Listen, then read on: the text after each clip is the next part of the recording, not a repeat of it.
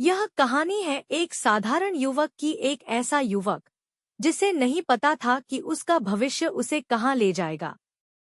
उसके हाथ में एक प्राचीन मानचित्र आता है जो उसे एक अदृश्य जादुई शहर तक पहुंचने का रास्ता दिखाता है। मानचित्र के अनुसार वह युवक एक अज्ञात यात्रा पर निकलता है। यात्रा में हर कदम पर उसे अजीब संकेत मिलते हैं, लेकिन अंततः वह उस जगह पहुंचता है जहां वह अदृश्य शहर होना चाहिए। मगर शहर में दाखिल होना इतना आसान नहीं था। 3 खतरनाक चुनौतियां उसका इंतजार कर रही थी। पहली चुनौती थी आग की दीवार।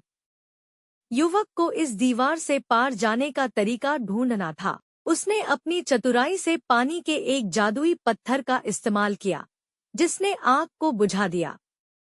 वह दीवार पार कर गया, लेकिन यह सिर्फ शुरुआत थी। दूसरी चुनौती थी हवा के तूफान के बीच से गुजरना। वहां चारों ओर हवा की तेज लहरें थीं, जो उसे गिराने की कोशिश कर रही थी। मगर उसने अपनी सूझबूझ से हवा को रोकने के लिए जादुई मंत्र का इस्तेमाल किया और आगे बढ़ा। और सबसे खतरनाक चुनौती थी गहरे अंधेरे पानी से भरी एक झील को पार करना। पानी के अंदर अदृश्य जीव उसका इंतजार कर रहे थे। युवक ने अपनी जादुई शक्तियों का उपयोग कर उन जीवों को हराया और झील को पार किया। अब वह जादुई शहर के दरवाजे पर खड़ा था। दरवाजा खुलते ही वह अंदर दाखिल हुआ और उसके सामने थी एक प्राचीन राजकुमारी जो सदियों से सोई हुई थी। मानचित्र के अनुसार उसे केवल एक साहसी योद्धा ही जगा सकता था। युवक ने राजकुमारी के पास जाकर उसका नाम पुकारा और एक चमकदार रोशनी से राजकुमारी जाग उठी।